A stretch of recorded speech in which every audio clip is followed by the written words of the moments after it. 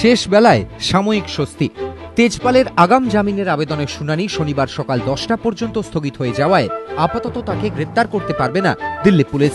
উত্তর গোয়ার দায়রা আদালতে এই নির্দেশের পর অন্তত কয়েক ঘন্টার স্বস্তি পেলেন তেহেলকার প্রাক্তন প্রধান সম্পাদক।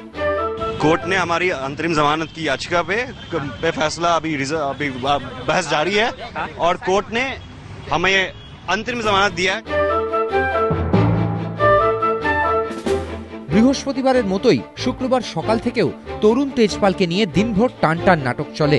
জামিন অযোগ্য গ্রেপ্তারি পরোয়ানা নিয়ে সকালেই তেজপালের দিল্লির বাড়ি পৌঁছয় গোয়া পুলিশ, সঙ্গে দিল্লি পুলিশের ক্রাইম ব্রাঞ্চ। কিন্তু প্রায় 2 ঘন্টা সেখানে থাকার পর খালি হাতে ফিরতে হয় পুলিশকে। এরপর দুপুরে তরুণী সাংবাদিকের অভিযোগের পর প্রথম প্রকাশ্যে আসেন তরুণ তেজপাল। দিল্লি বিমানবন্দর থেকে গোয়ার বিমানে ওঠেন তিনি, সঙ্গে আইনজীবী ও পরিবারের সদস্য। তেজপালের সঙ্গে বিমানে ওঠে পুলিশও। তেজপালকে ঘিরে তখন এক ঝাঁক সাংবাদিক।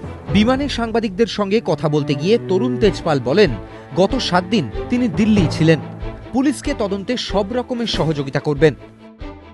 सच सच सच सबके सामने आ जाएगा। मेरे को सच मैं इन्वेस्टिगेशन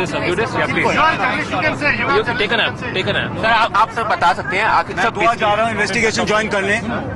जैसे मेरे को गोवा पुलिस ने बुलाया है, मैं गोवा जा रहा हूँ, मैं इन्वेस्टिगेशन कल ज्वाइन कर लूंगा।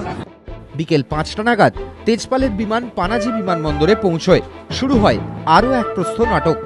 তেজপালকে গ্রেপ্তার করা হয়েছে কি হয়নি তা নিয়ে তৈরি হয় জল্পনা। বিমানের সব যাত্রী নেমে গেলেও আটকানো হয় তাকে। বিমানের মধ্যেই আইনজীবীর সঙ্গে পরামর্শ করতে শুরু করেন তেজপাল।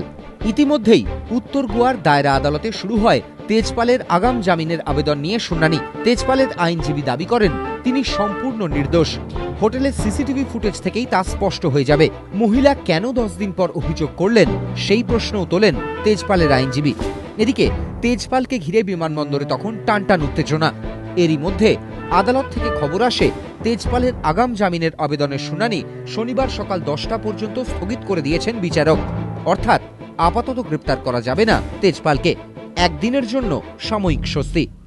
कोर्ट ने अंतरिम जमानत जो इसकी थी तरुण तेजपाल की है उसको कल तक के लिए एक्सटेंड कर दिया है।